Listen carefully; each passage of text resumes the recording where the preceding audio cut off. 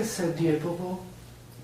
Dieu, Dieu a été une représentation symbolique, je pense pour moi, d'une grande conscience universelle, mais que les êtres humains n'arrivaient pas à définir exactement, précisément.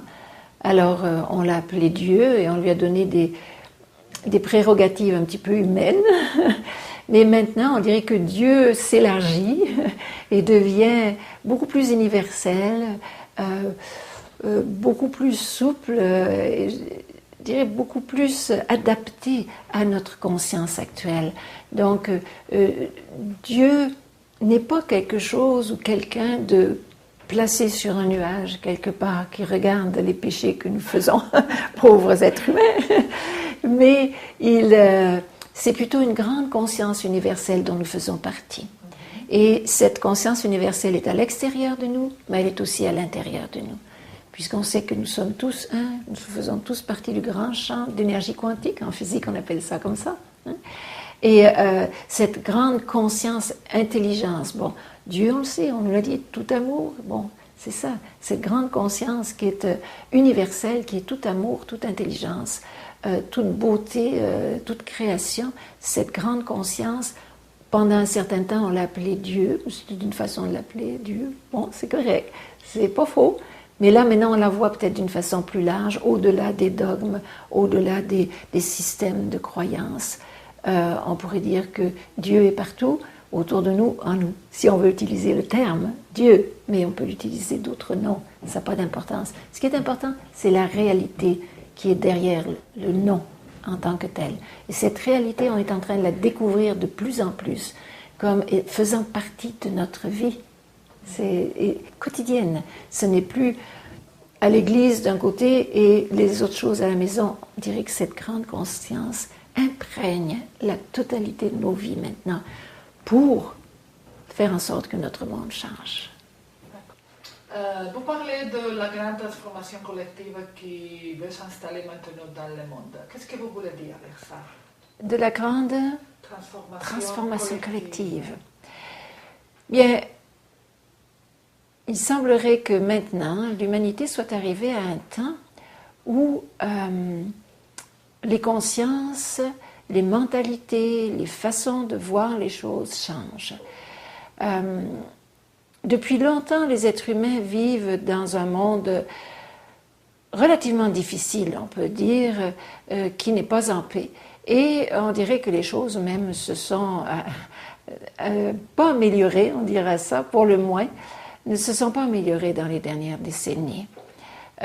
Et on peut se poser la question, mais où va l'humanité maintenant?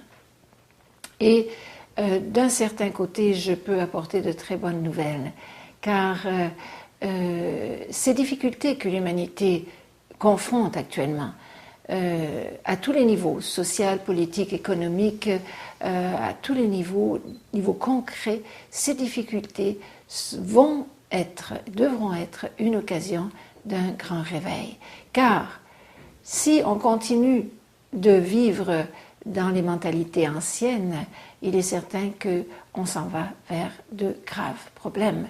Je n'invente rien, je pense que tout le monde est bien au courant de cela. Par contre, si on commence à changer nos façons de coopérer les uns avec les autres, si on commence à changer nos façons de nous organiser les uns avec les autres, si on trouve de nouveaux moyens de s'organiser en tant que société et en tant que pays, alors là, on va trouver des solutions. Et il y a donc un grand vent de changement qui souffle sur la conscience collective. Pour moi, c'est la démonstration au niveau collectif de ce qui se passe pour un être humain.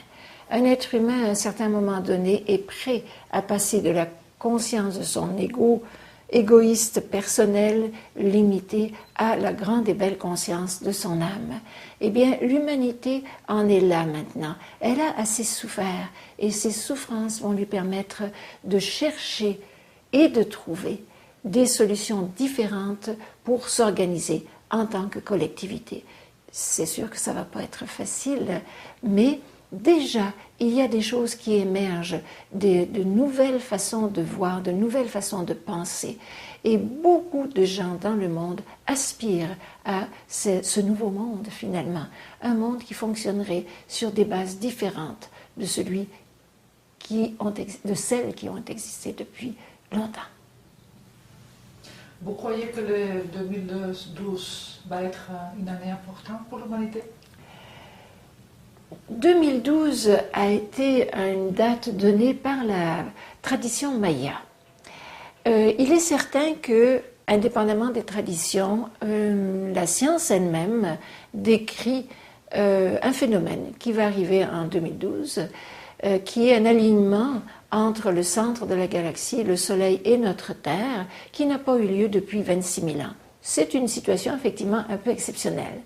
Et cet alignement, quelles vont en être les conséquences? Parce que c'est ça qui est intéressant. Quelles vont être les conséquences de cet alignement?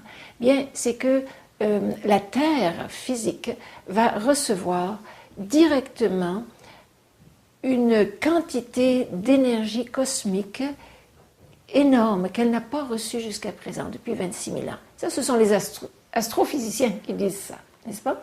Alors, ça, au niveau scientifique, cela a aussi une conséquence au niveau énergétique et au niveau vibratoire et au niveau de la conscience.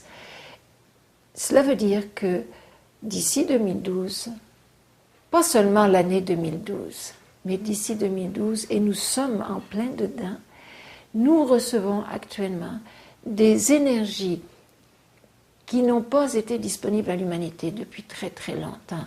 Et c'est pour ça qu'il y a tous ces bouleversements sur notre planète. Bouleversements négatifs, difficiles, mais aussi bouleversements positifs, changements, désir de liberté, désir d'abondance, un désir d'un monde meilleur. C'est très aigu maintenant dans le monde. Ce sont ces énergies qui aident, disons, à ce passage, car cela va nous entraîner vers un passage. Donc, ce n'est pas l'année 2012 seulement, c'est les années avant 2012 dans lesquelles nous sommes, où il y a beaucoup de bouleversements déjà sur la planète, et les années qui vont suivre. Il y a de grands changements qui vont s'installer sur la Terre. Et nous espérons bien sûr que ce sera des changements pour le mieux. Il faudra peut-être passer par des difficultés pour se réveiller suffisamment, mais j'ai confiance dans l'intelligence et le cœur des êtres humains, ou de certains êtres humains en tout cas, pour trouver des solutions qui vont nous permettre de créer un autre monde. Donc, il y a la possibilité, effectivement, que cette période de 2012 soit une période de grande transformation de notre monde pour un monde meilleur. C'est bien. Mais nous avons eu un terrible accident nucléaire dernièrement. Oui.